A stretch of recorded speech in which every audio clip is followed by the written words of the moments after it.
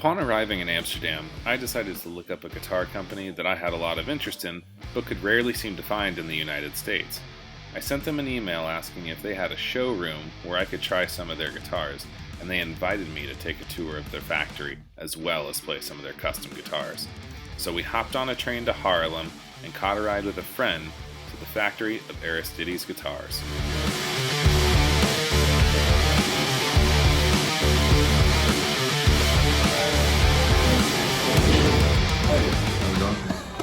So this is why I always start upstairs, because this is the room where it all begins. So as you can see, the guys are starting a body for today. So we have one guitar is made out of two halves. We use the molds for that. Basically the outer layer is a gel coat with glass fiber and then carbon fiber to reinforce the neck. So this is how one half basically looks when it's dry. So that's the finished one. Yeah. This is the paint corner. This is actually all air filtration for the paint. This all leads to the roof, and all the leftovers and all the dusty thingies go to the outside. So actually, Niels over there is the one who does all the polishing and like the final touches. That is like really ready for assembly. God, that's amazing. So we had Mike Stringer who did a finish like this with blue sparkles, and we had a guy that decided he wanted it with red sparkles. So yeah, this looks insane. Oh, that's super cool. And then with the big cutout for the Evertune bridge. Camera picks it up. Yeah, it does. That's awesome. Wow, that's really cool. Yeah, so that's our purple green chameleon. Chameleon, yeah, it's chameleon. That's And then amazing. especially here on the neck joint, you can almost looks like an oil stain. Where's your green guitar? Or green guitar? I have a green guitar. Base color as the two like color shifting I showed you, but then with a chemical on it, which makes the final finish look like this.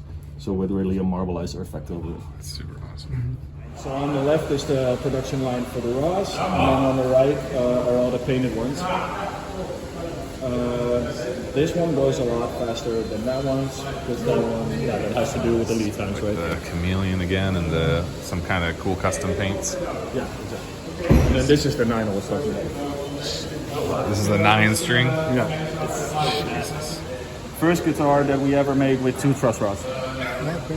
But as you can see, the neck is a big boy. Yeah. You need big hands to play this one. Yeah. I can't imagine trying to pay someone to set that up. It's like, yeah, but it has 2 truss rods, so. And this one has a pretty cool finish. So this is actually a worn finish. Okay. So we wanted to have like, what do you call it, like a relic look. Yeah. There we go, yeah. That's so awesome. Yeah, the convenience was awesome. Yeah, the guys are standing here like all day, so that's why it's super dusty. Yeah. So this is Floris, he's our fretboard guy. He does all the fretwork, and here they also prepare the frets for the fretboards. So they already pre-radius it, they sand everything down. Here they do the custom inlays, or at least the inlay colors. Yeah. So we do small custom inlays on the 12, but we also have guys that just go all out. And then we also have the face dots, which is like old school. Yeah. We have like this, the side switching, so that's option 4.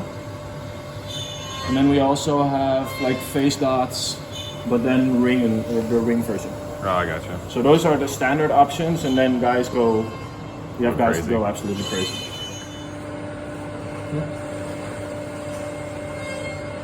And all these inlays, all the details are all being done by our CNC that we have over there. Okay, So that's the machine I was gonna ask. Yeah. So this actually does all like the standard routing. So it does the output jacks, the volume pots, the tune holes, the pickup holes, Whatever like regular hole you can think of in the guitar is being done by that one. And we're also in the midst of implementing it in the sanding like process so that we can take the times down a little. So as you can see here, all the raws. So this is how a raw is ready for assembly. So all the raws that you saw were pretty like faded. It goes into a protective coating, which it gives it this look. It's basically a chemical that's also used on like statues and everything to keep it clean and protect it from like graffiti. Gotcha. And we put it on our guitars for protection and to have it shiny. With the raws, they all have these sanding lines in them. All these straight lines, all done by hand. Like in here on the neck joint or neck heel, it's all done by hand. So this whole butterfly effect. That's why, even though it's already with color out of the mold, it still takes 6 to 9 months. Just 50% of the time for our guitars is sanding. And especially on these ones, yeah, it needs to look perfect, right? Absolutely. This is something I always like to show off. Our wire. That's nice and neat. The way we like it. I mean, well, for me at least, the most horrible thing I can imagine is taking the back plate off and having like a big bowl of spaghetti in there. Spider webs. Yeah, exactly. So what are the like pickup options that you use? I know you guys are custom everything, but like what's a normal pickup? Seen some Fishmans. We stock different brands, which is Lundgren, DKP, Seymour Duncan, and DiMarzio's up to a certain point. Those are the 4 passive options. And then we have EMGs and Fishmans for the active option. It's gonna go off. That's the Fishman battery pack. So all the fish, almost 99% of the Fishmans that we do comes with that battery pack. Because it's a lot less work than having the 9-volt battery. Because with the USB battery pack, you literally put it into your phone charger, leave it in there for a few hours, and then you can go with it for like 100 hours or something. That's so awesome. Instead of having to take off the whole backplate and swapping out the 9-volt battery. To the vault. Exactly. With every tune and everything. That is. This is, aside from like the 8-string with an Evertune, this is the most heavy our guitars get. Because of the Evertune, the bridge on its own is like 400, 500 grams. This is not something you feel. We designed it to be like on your belly at a certain angle. But tomorrow morning we're taking pictures, then the customers get the picture set and right away they get their air wheel and tracking info and whatever. So awesome. We call it the battle worn finish. So what this basically is 4 layers of paint. Black, gray, or black silver, black silver. And as soon as the 4 layers are on there, he takes like a cloth with alcohol and he just starts wiping. And that's what creates this effect. And then especially with like the battle worn DKPs in there to pick it up sharp looks. In my opinion, what the satin finish does, it adds some depth to a pretty flat color. Yeah, but if you have a color like this, I would always go with gloss. It just does see it better. Yeah.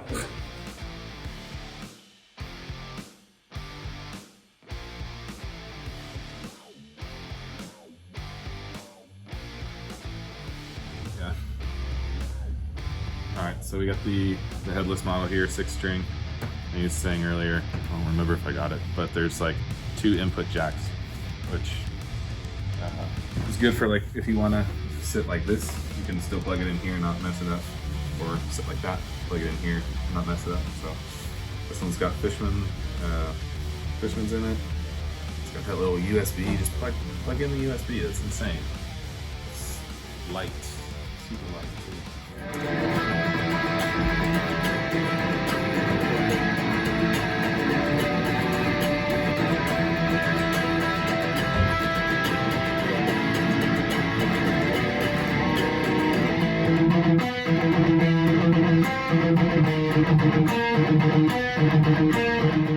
First reaction.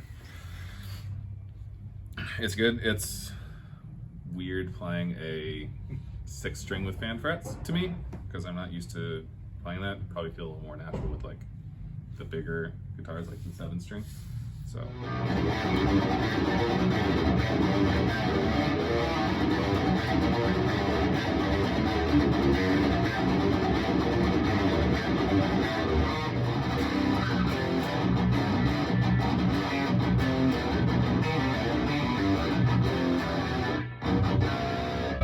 I love the way this one feels. Just finished at Aristides Guitars. They were super awesome. Definitely recommend to visit if you are in Haarlem. Super awesome craftsmanship. Really nice dude. I'll drive him too. Yeah, Glen will drive you there. Yeah, if you're in Haarlem, definitely check them out if you're a guitar player. It's a really nice family of like small group of guys. We spent the rest of the afternoon walking around Haarlem and seeing the historic sights. We tried the traditional herring dish, which, while it may not be my new favorite snack, really wasn't that bad. We got some food and beers at the fantastic Jopen Brewery by the Grotemarkt and headed back to the train station so we could head back to Amsterdam. Once again, I can't thank the guys at Aristides enough for having us. It was definitely an unforgettable experience.